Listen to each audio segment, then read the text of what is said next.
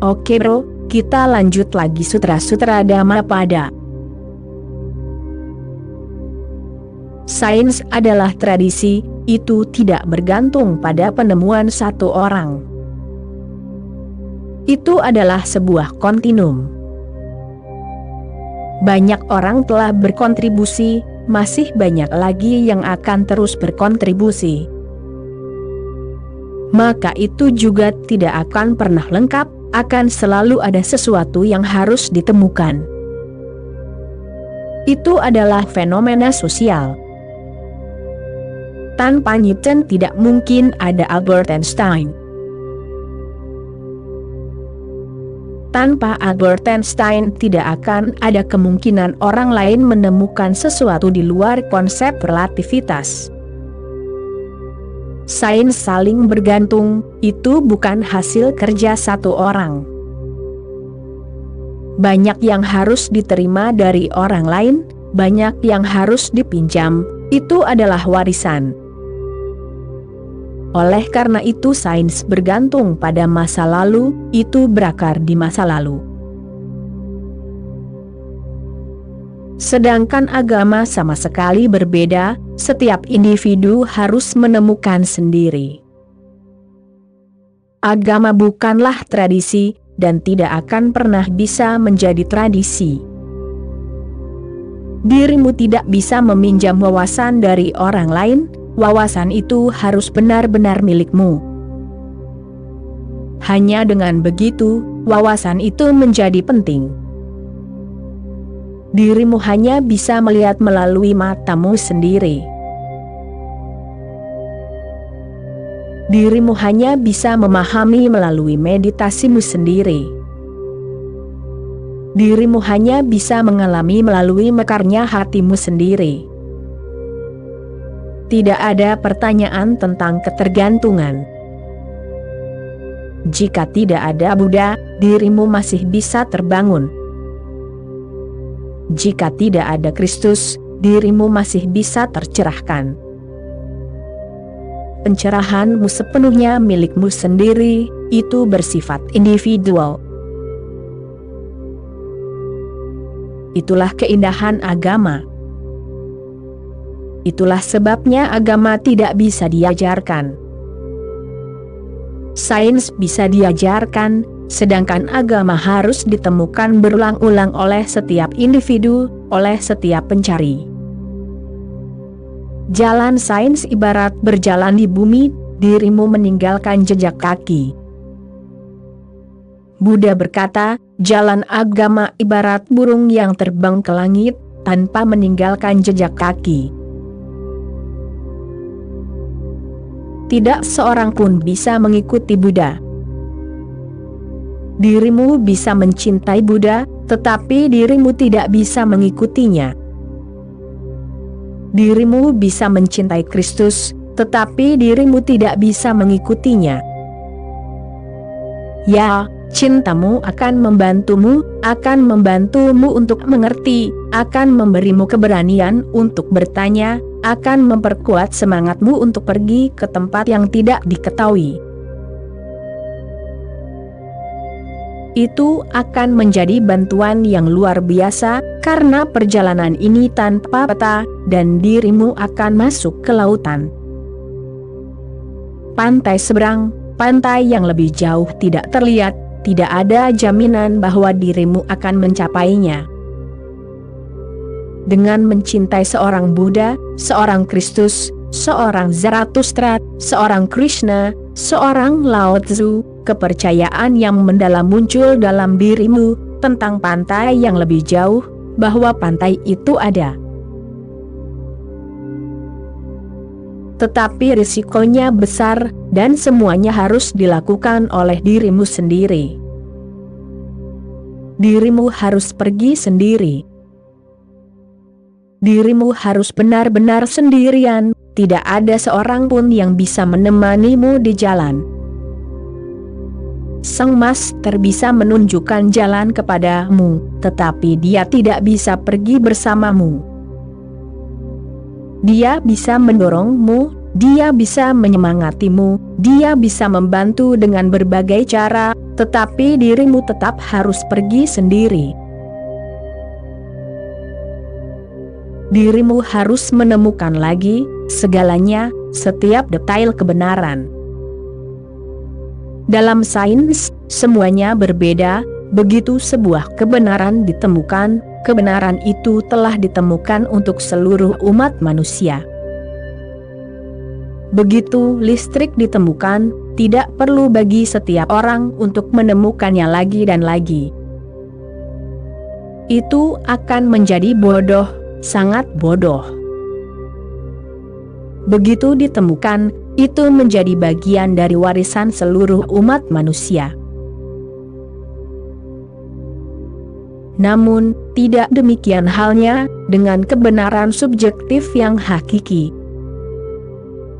Kebenaran itu telah ditemukan ribuan kali, tetapi ketika muncul sebagai pertanyaan, sebagai penyelidikan bagimu untuk menemukannya sendiri, dirimu harus mulai lagi dari awal. Seolah-olah dirimu adalah yang pertama, seolah-olah tidak ada seorang pun yang pernah menemukannya. Dirimu harus memecahkan kebekuan, dirimu harus bergerak di tanah perawan. Ini adalah tantangan besar. Para pengecut merasa takut, tetapi orang-orang pemberani merasa sangat tertarik. Orang-orang pemberani merasa itu hampir seperti gaya magnet yang menarik mereka. Oleh karena itu, Buddha selalu berbicara tentang keberanian. Buddha berkata, tanpa rasa takut, pergilah. Agama-agama lain, khususnya agama-agama yang terorganisasi, berakar pada rasa takut.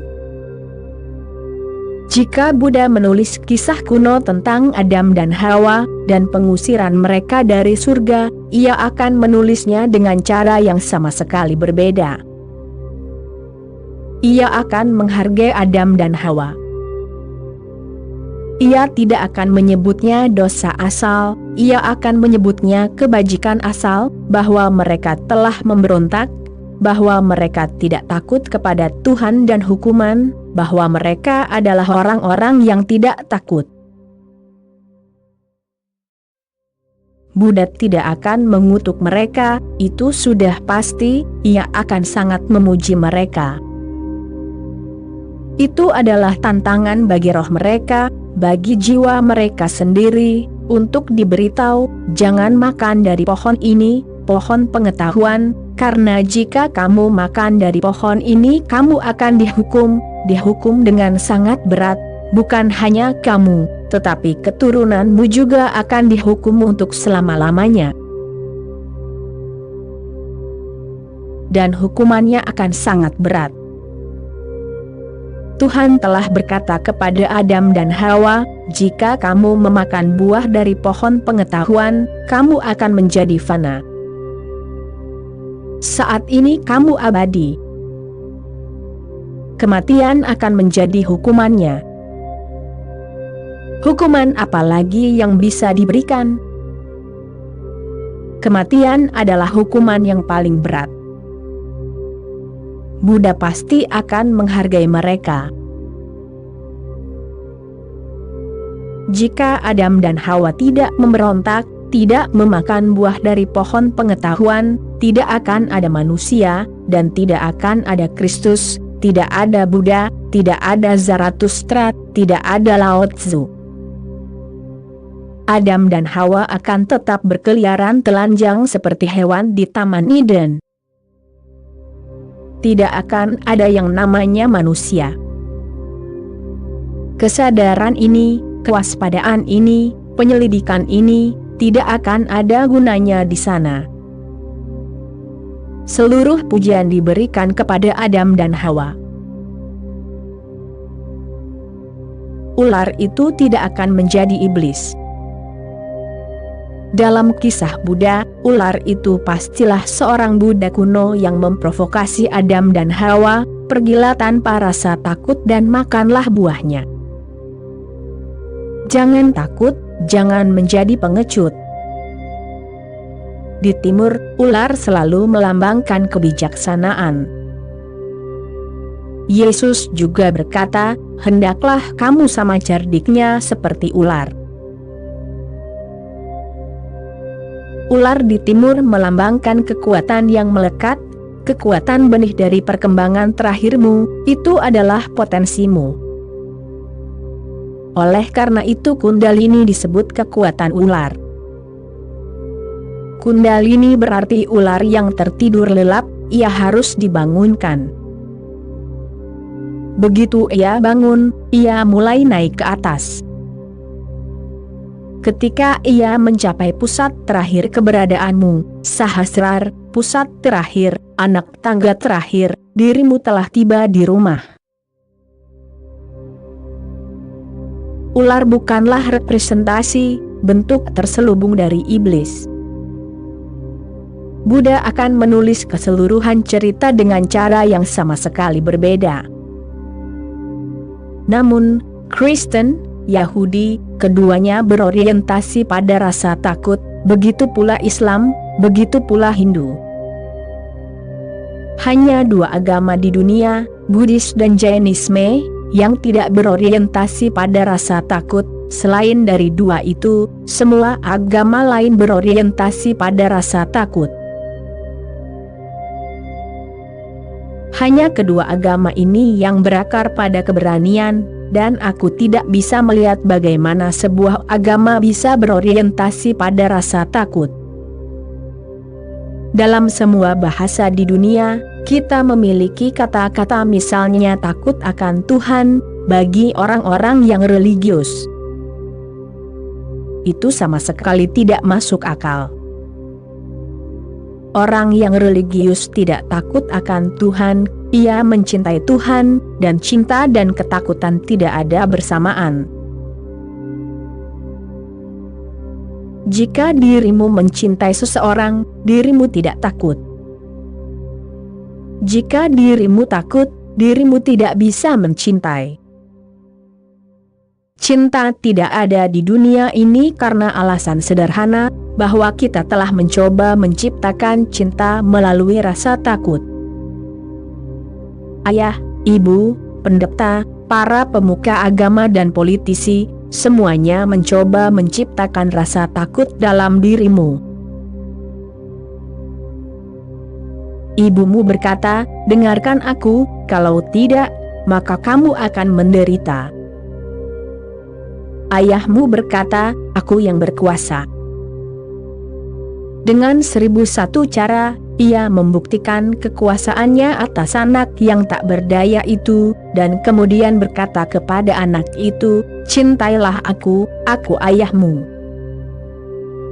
Tentu saja anak itu harus berpura-pura, karena ia bergantung, ia tak berdaya. Ia mencintai ibunya karena rasa takut, cintanya palsu. Ia mencintai ayahnya karena rasa takut, itu hanyalah kepura-puraan, itu adalah kemunafikan. Ia mencintai Tuhan karena rasa takut akan neraka, rasa takut akan hukuman, rasa takut akan disiksa.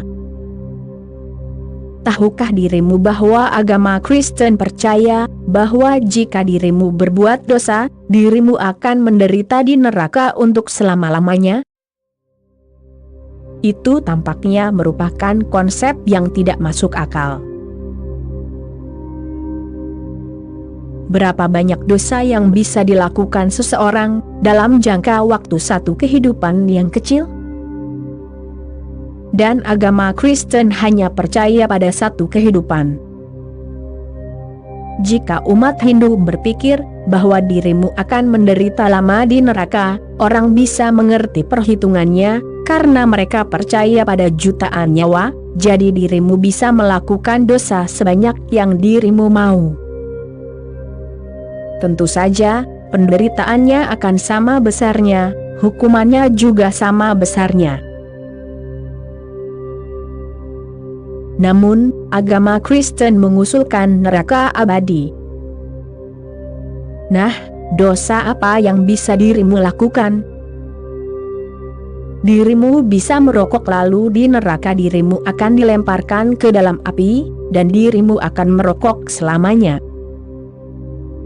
Atau dirimu bisa menjadi pecandu alkohol, tetapi berapa banyak yang bisa dirimu minum dalam satu kehidupan yang kecil?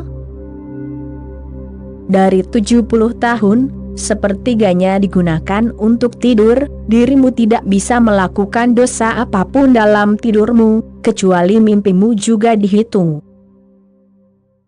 Sepertiga lainnya digunakan untuk pergi ke kantor, ke pabrik, ke ladang, ke toko. Berapa banyak waktu yang tersisa untuk melakukan dosa? Hitung saja semua hari, dirimu tidak akan menemukan banyak waktu. Dan dosa-dosamu hanya akan menjadi hal-hal sepele. Ya, dirimu bisa jatuh cinta dengan istri tetanggamu, tetapi untuk itu dirimu akan menderita selama-selamanya. Itu sama sekali tidak adil, sangat tidak adil. Mungkin 3 atau 4 tahun penjara di neraka akan cukup, tetapi selamanya? Bisakah dirimu membayangkan selamanya? Itu tidak akan pernah berakhir, penderitaannya tidak akan pernah berakhir. Ini hanya untuk menciptakan rasa takut. Dan orang-orang menyembah Tuhan karena rasa takut ini, mereka berdoa karena rasa takut ini. Buddha menentang rasa takut adalah dosa asal menurutnya. Dia percaya pada keberanian, dia percaya, dan dia percaya dengan benar, itu adalah pengalamannya sendiri. Itu adalah pengalamannya sendiri, bahwa cinta sejati hanya terjadi ketika rasa takut menghilang sepenuhnya.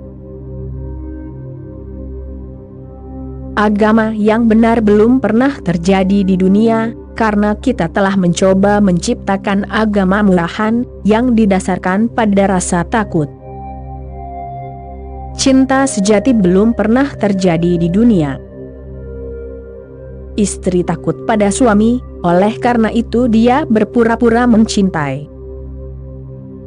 Suami takut pada istri, oleh karena itu dia terus berkata, "Sayang, aku mencintaimu sebanyak mungkin." Itulah yang Dale Carnegie sarankan kepada semua suami, apakah kamu mencintainya atau tidak, itu bukan intinya. Ulangi sebanyak mungkin dalam sehari, sebanyak mungkin kesempatan yang ada. Sekali atau 2 kali dari kantor, telepon istrimu hanya untuk mengatakan aku mencintaimu. Ini semua karena rasa takut. Karena rasa takut, dunia kehilangan bunga mawar cinta. Cinta bisa terjadi. Setiap manusia dilahirkan dengan kapasitas cinta yang tak terbatas, tetapi rasa takut melumpuhkan semua orang.